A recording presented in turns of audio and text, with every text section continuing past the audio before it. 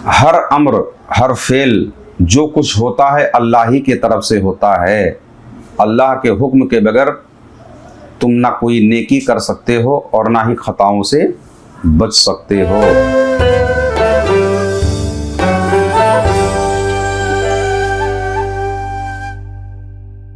बिस्मिल्लाहिर्रहमानिर्रहीम। अल्लाहुम्मा सल्लि व सल्लिम अला सय्यिदिना मुहम्मदिन व अला आलि सय्यिदिना मुहम्मदिन कमा तुहिब्बु व तर्दा बि अन तुसल्ली अलैहि सल्लल्लाहु तआला अलैहि वसल्लम। आज कुछ ऐसी ज़रूरी बातें जो हर एक राह सुलूक के रास्ते पर चलने वाले मुसाफिर के लिए, हर एक तालिब सादिक के लिए ज़रूरी है। ये बातें बहुत ही अहम और ज़रूरी हैं। ये तालीमी तरीक़त का एक हिस्सा है जिसकी कमी की वजह से बहुत सारे लोग मंजिल के करीब पहुंच करके भी मंजिल तक नहीं पहुंच पाते हैं। चूँकि कुछ अल्फाज कुछ लोगों के ऐसे होते हैं जो उनके ज़हनो दिमाग में पड़ने के बाद उनकी दिल की दुनिया ज़ाहिर व बातिन को टोटल ताराजो तबाह कर देते हैं। वो चीज़ें ये है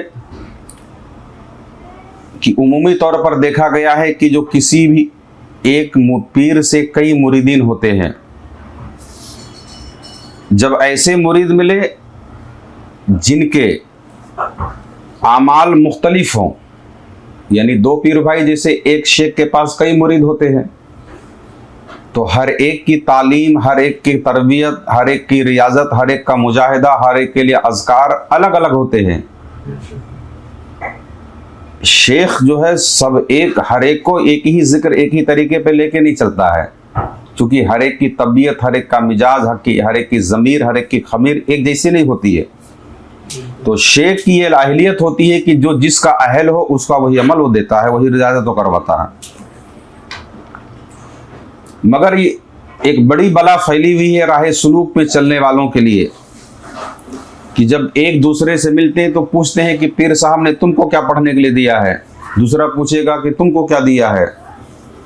तो खबरदार खबरदार, एक दूसरे के आमाल ना पूछे ना अपने बताएं, ना आप खुद पूछें ना किसी पूछने वाले को बताएं कि पीर साहब ने हमको ये वजीफा या अमल दिया है पढ़ने के लिए।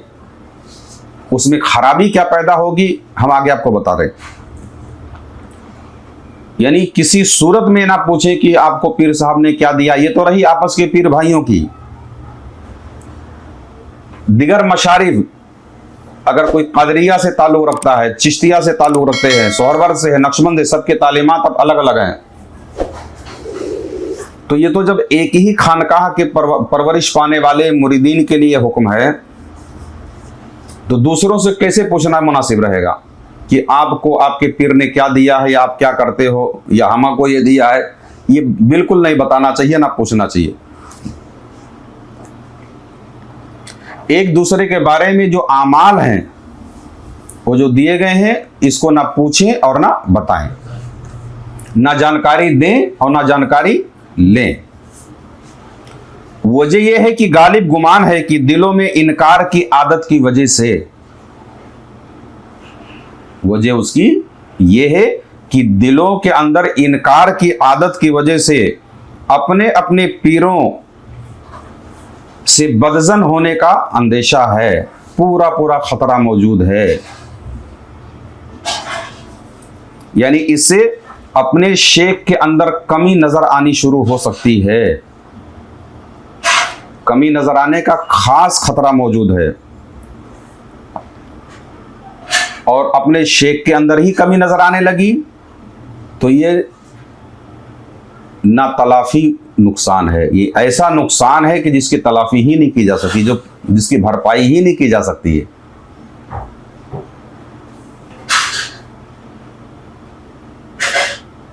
जैसे कि एक शेख ने किसी को इस्मे आज़म अल्लाह का जिक्र दिया है, उसके मिजाज, उसके मनाजिल, उसके रियाजात सबके अलग अलग हैं। शेख किसी को कम रियाजत देते हैं, किसी को ज़्यादा देते हैं, किसी को कम देने की ज़रूरत है, किसी को ज़्यादा देने की ज़रूरत है। किसी को बहुत ज्यादा मेहनत करवाने की जरूरत होती है, किसी को बहुत कम ज्यादा की होती है। अब एक दूसरे को बताने शुरू कर दिए, एक ने कहा हमको तो 100 लाख का बिरद हजरत ने दिया है ना, और दूसरे ने कहा मुझे तो 500 ही दिया है। तो या तो ये 1.25 लाख वाला अपने आप को बहुत बड़ा समझेगा, या तो ये समझेगा कि ये पीर साहब दो अखिया ही कर रहे हैं कि इसको 500 में ही अल्लाह तक पहुंचाने की कोशिश कर रहे हैं, मुझे 1.25 लाख पढ़वा रहे हैं। आप समझे कि समझे? ये गलतफहमी।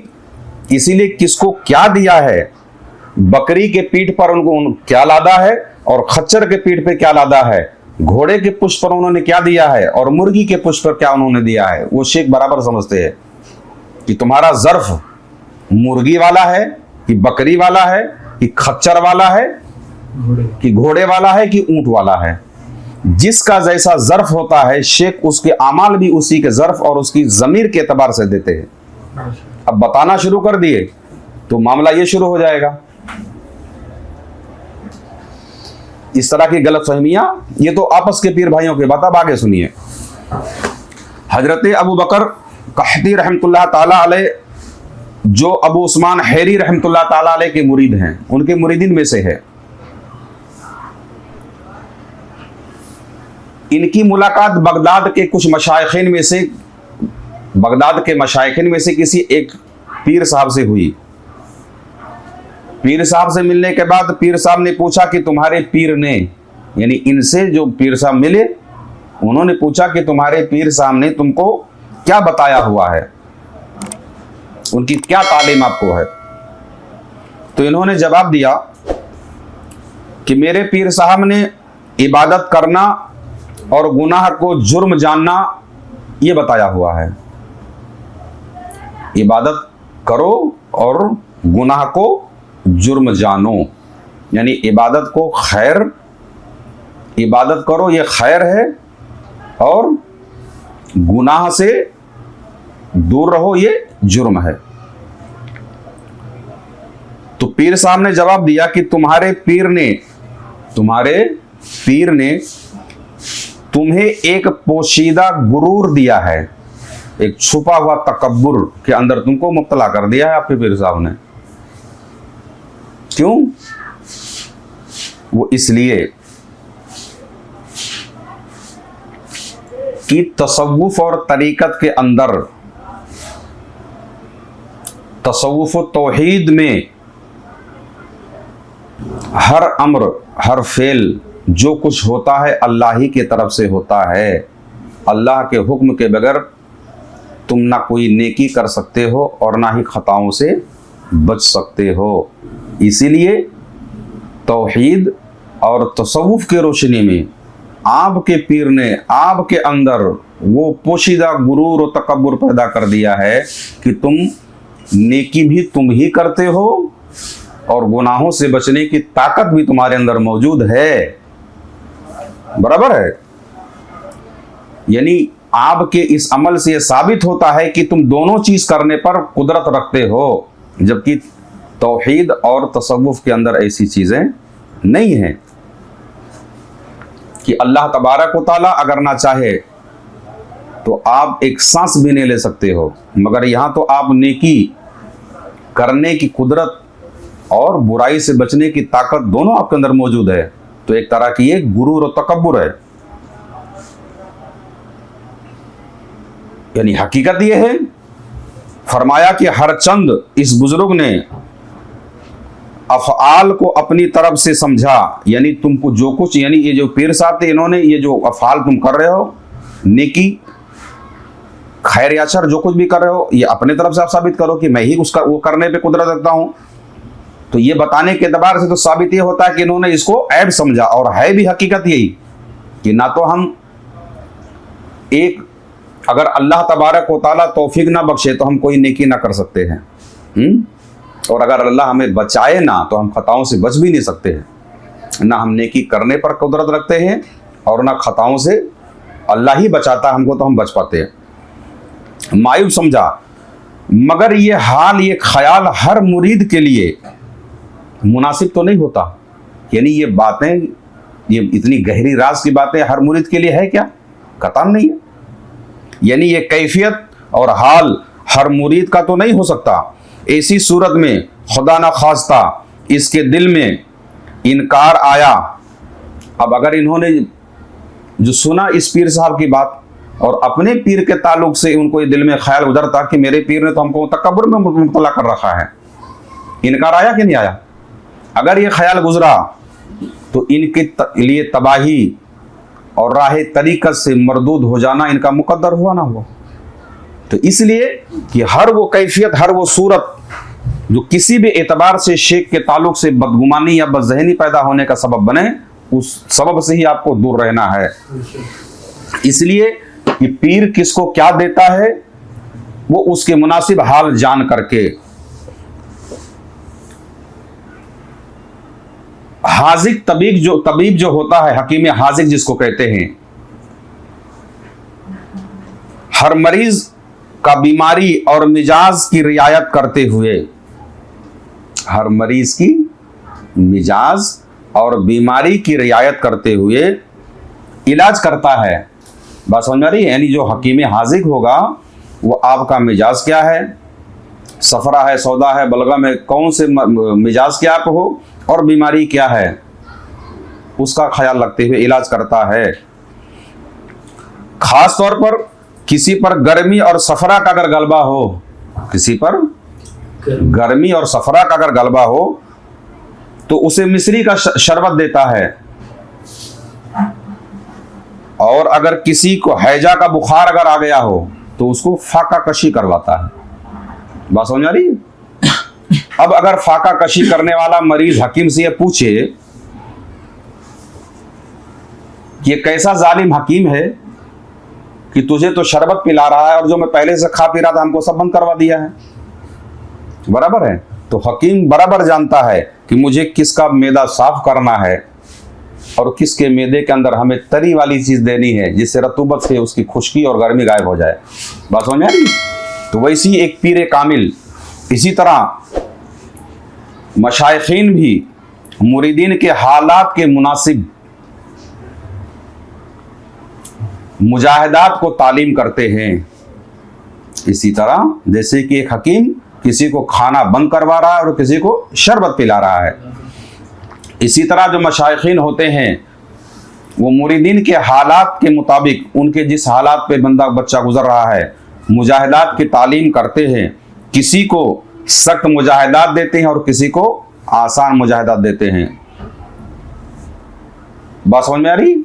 तो इस तरीके से अगर ये बातें अगर कोई वजन करने लग जाए कि पीर ने, हकीम ने जैसे मेरे साथ जुल्म किया, मेरे साथ नाइंसाफी किया, मेरे साथ दुआख्याही किया कि तुझको तो क्या नाम है शरबत दे रहा है और हमको भूखे रख रहा है, तो हकीम बराबर जानता है कि मुझे किसको शरबत देना है और किसको भूखा रखना है।